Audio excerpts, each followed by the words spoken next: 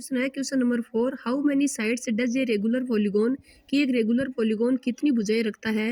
Have if each of its interior angle is 165 degree.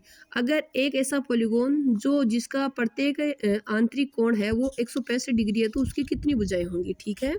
Some of interior angle of polygon with side n भुजाओं वाला regular polygon है, उसके जो interior angles है उनका सम है वो, उसका फॉर्मूला क्या है, n-2 into 180 degree.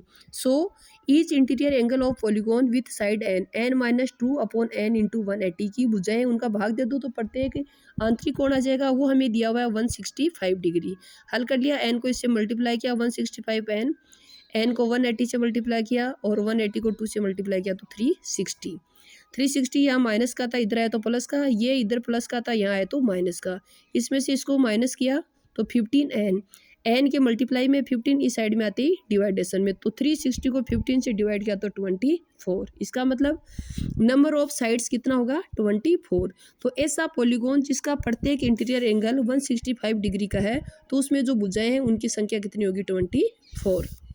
Question number 5 पूछा है, it is possible to have a regular polygon with measure of each exterior angle as 22 degree. क्या ऐसा संभव है कि एक रेगुलर पॉलीगॉन है उसका प्रत्येक बाह्य कोण 22 डिग्री का हो। ऐसा कभी भी पॉसिबल नहीं है। नो, ऐसा इम्पॉसिबल है। क्यों? क्योंकि जितने भी एक्सटीरियर एंगल है उनका सम हमेशा 360 डिग्री होता है और 22 है वो 360 से 360 को डिवाइड नहीं करता है। 22 इज नॉट डिविजर ऑफ 360। तो ये पॉइंटों में आएगा, इसको डिवाइड करेंगे 360 22 से, तो साइड है वो कभी भी पॉइंटों में या टुकड़ों में नहीं होती। ये नहीं है कि दो साइड तो पूरी एक आधी हो गई कि 2.5 3.5 4.5, ऐसे साइड से नहीं होती है। सेकंड पूछा है, can it be A interior angle of regular polygon. क्या ऐसा पॉसिबल है कि 22 है वो इंटीरियर एंगल हो। ऐसा भी पॉसिबल नहीं है। नो, क्योंकि अगर इंटीरियर एंगल है वो 22 है तो उस टाइम जो एक्सटीरियर एंगल है वो 180 माइनस 22 यानी 158 डिग्री होगा, और जो 158 डिग्री होगा तो 158 डिग्री वो भी 360 से डिवाइड नहीं होता है, तो 158 इज नॉट डिविजर 360, तो ऐसा भी पॉसिबल नहीं है। क्वेश्चन नंबर 6 है, what is the minimum interior angle possible for a regular polygon. Why, यानी कि मिनिमम कम से कम कितने डिग्री का कोण किसी पॉलीगॉन का, रेगुलर पॉलीगॉन का आंतरिक कोण पॉसिबल है। तो छोटे से छोटा जो पॉलीगॉन है वो तो ट्राइंगल होता है, त्रिभुज होता है। अगर वो रेगुलर हो तो वो एक समबाहु त्रिभुज होगा, और समबाहु त्रिभुज का प्रत्येक इंटीरियर एंगल है, आंतरिक कोण है वो 60 डिग्री का होता है।